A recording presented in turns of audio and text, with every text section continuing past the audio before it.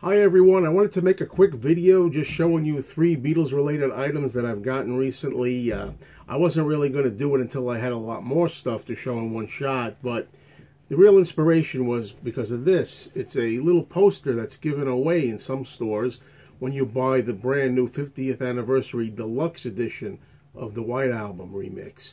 And I had gotten this along with my copy. Actually, the store owner called me a day later and said, I have a poster for you that I forgot to give you. So I got a hold of this. And, it's nice to have. It's nothing really exceptional because all it is, after all, are the 4 White Album photos that have come with the album. Not even any hype or anything advertising the new edition or anything. But still good to have. So I'm happy to have it. Next up. My friend Robert was really cool enough to send me this, very generous of him. It's a nice unofficial Blu-ray of Let It Be. That's nicely packaged. The quality is great. It's the movie.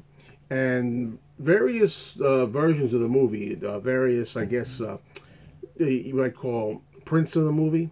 The one I watched was the 1992 remaster, for lack of a better word, and I really thought it was pretty amazing, actually, insofar as I saw things in the frame that I had not been used to seeing for the copy that I was used to for many years, that being the 1981 magnetic video VHS, which is still my go-to copy.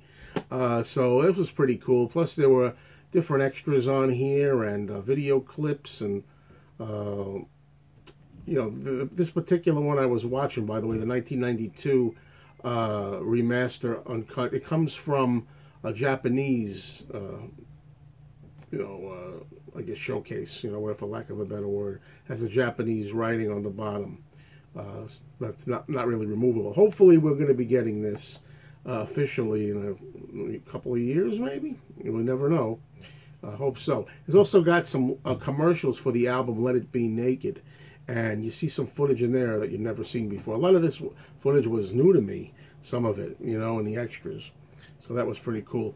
Last item up is a controversial book. It's Shout by Philip Norman that came out in 1981. And the reason I say it's controversial is because I know a lot of fans thought that this particular book was not fair to Paul McCartney in particular. I had this for a long time in a soft cover edition. I think it's always cool whenever you have a chance to get a book with the dust jacket and a hardcover edition, which I feel is the official version. I know since this book was done, Paul has had words with Philip Norman, and Philip Norman's kind of backed down a little bit, I think, and wrote a more impressive kind of book that would kind of appease Paul a little bit. But there's one part here in the beginning that I noticed as I was reading through the book. In the author's notes section, written by Philip Norman, London, 1980, so it's going back a ways, he writes, let's see, leading up to it, he writes, okay, when I hear Paul McCartney maintain, as he did recently to Rolling Stone, that he and Pete Best were deported from Hamburg for burning a condom, quote, or that the 1964 assault on America was, quote, all pre-planned, unquote, I know the Beatles were as much victims of the Beatle myth as anyone. Basically, he's saying, I guess, that, Paul tended to, glorify something or rewrite history or kind of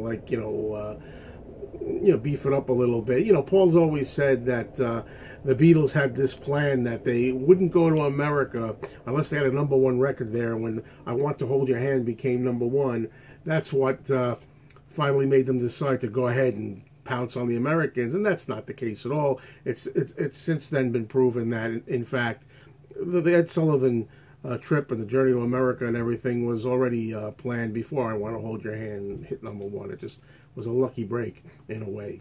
Anyway, having said that, it's on for me to listen to the White Album again, the new 50th remix. I keep saying remaster, the remix by Giles Martin.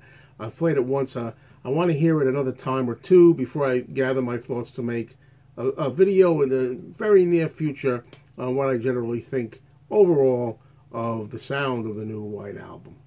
Thanks, everybody. Take care.